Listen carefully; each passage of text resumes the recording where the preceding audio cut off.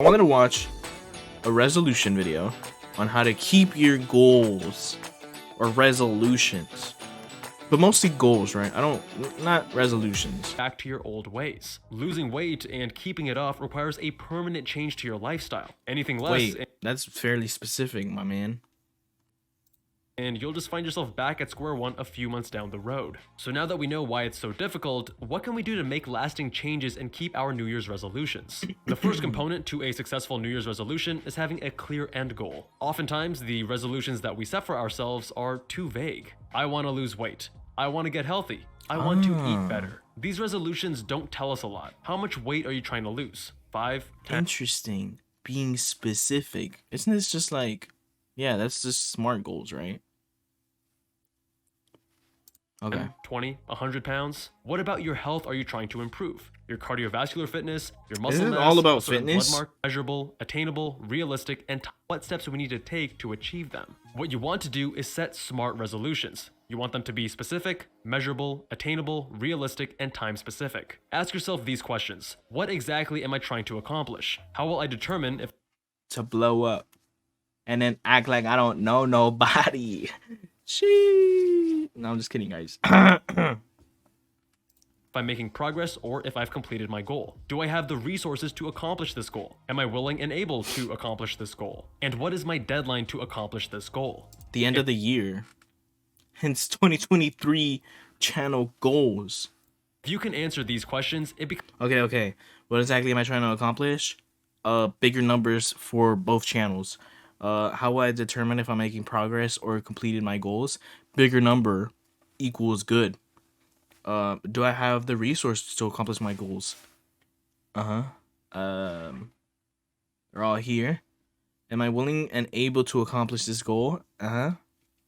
What type of question is that? That's why you're setting the goal. What do you mean? What is my deadline to accomplish the goal? The end of the year. much easier So that there's another video by around this time in a year. That's a good video idea. It's already being done. I'm doing it. to map out the steps to get there. Let's say your goal is to lose 24 pounds in 6 months. This is To really accomplish just this, about you'll have weight. to lose This is 4 pounds a crazy. month, which equates to an average of 1 pound per week. If you weigh yourself every week, you'll know whether or not you're making progress towards your goal. And at the end of 6 months, Indeed? you'll know whether you've Oh, achieved your sorry. goal or not. This method of defining your goals Indeed left a comment. Loved your points on setting smart resolutions. Great video. Med School Insiders. What are you talking about? has the added benefit of ensuring that your goals are realistic Oh. as well. If you do this exercise and find that Bro, I just don't know how to read. It's great video, Med School Insiders. Great video, Med School Insiders, because their name is called Med School Insiders.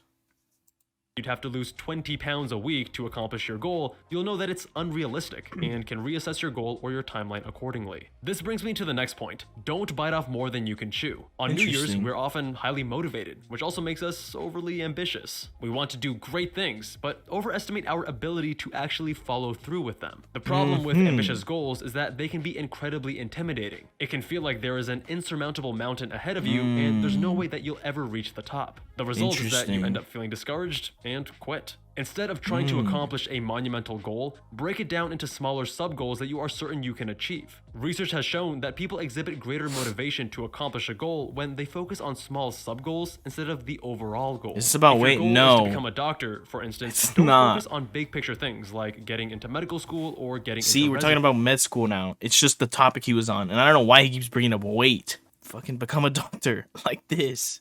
hours of Pomodoro per day. Then once you do that, you work up to 3 hours, then 4 hours, and so on. Or maybe you start doing flashcards, in which case you might start with 10 flashcards a day, then work up to 20, 30, etc. The trick is to start small and slowly build. As you accomplish these smaller goals, your confidence will build, fueling your motivation to accomplish the next goal. Over time, these small accomplishments will add up, and before you know it, that large goal will seem a lot less intimidating because you'll already have made a great deal of progress towards it. Next, don't rely solely on motivation. Focus on building systems instead. As James Clear, author of Atomic Habits, puts it, you do That looks like Never mind. I'm not gonna talk rise about to it. the level of your If you goals, know, you know. fall to the level of your systems. The first step is to make your environment work with you. Organize your surroundings in such a way that there are fewer steps between you and the good behaviors and more steps between you and the bad ones. If you're trying to eat better, put healthy, low-calorie choices front and center in your fridge and put high-calorie junk foods up in a cupboard out of reach. The more accessible the healthy options are, the more likely you will be to reach for them. The more you are reminded of your resolution, the more likely it is to stick. Research has shown I do that gotta do even the that. simple act of writing out your goals can Okay, increase that your chances I've of never done. success. This That's effect is even greater if you can send written updates okay. to Hold on. I've written them down. I've never put them in my phone, like as a reminder. The simple act of writing out your goals can increase your chances of success. This effect is even greater if you can send written updates to a friend to keep you accountable. This brings me to my next point, get an accountability buddy. Having someone there to make sure you're staying on track can make a huge difference in sticking to your New Year's resolution. If you want to take it up a notch, you can even join a community of people with similar goals. And being part of a community can strongly influence. Me and my homies got similar goals. Right? Guys.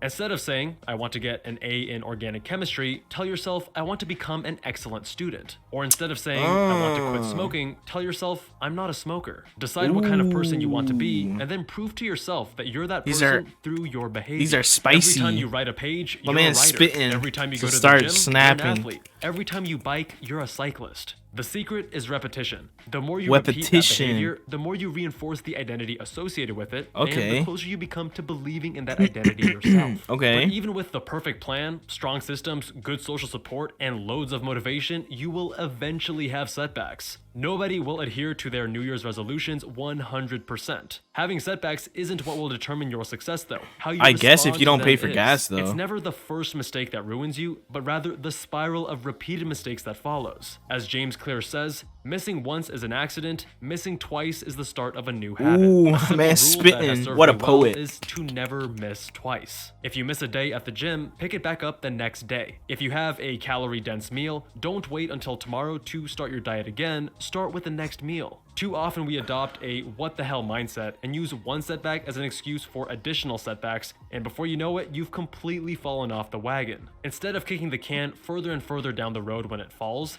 pick it up immediately and move forward. If you're committing to a New Year's resolution this year, remember to stick with it. Keep defining and readjusting your plan. Keep creating and refining your systems. Keep reminding yourself of the person that you want to become. If you can do that, then All right. So me watching this wasn't necessarily about me. It was about the channel. By March, I would like to have average viewers to at least 5. I think that's fair because summer's ending, so I'd say 13. By November, so I want to say an average of 18. My things would be like by March we'll do subs. I think I'm at 27. I think that by March I think 60 is attainable. Subs I'd want 60. I have by March I have 2,500 views, right? Because it's like what, 20 views till that. By August,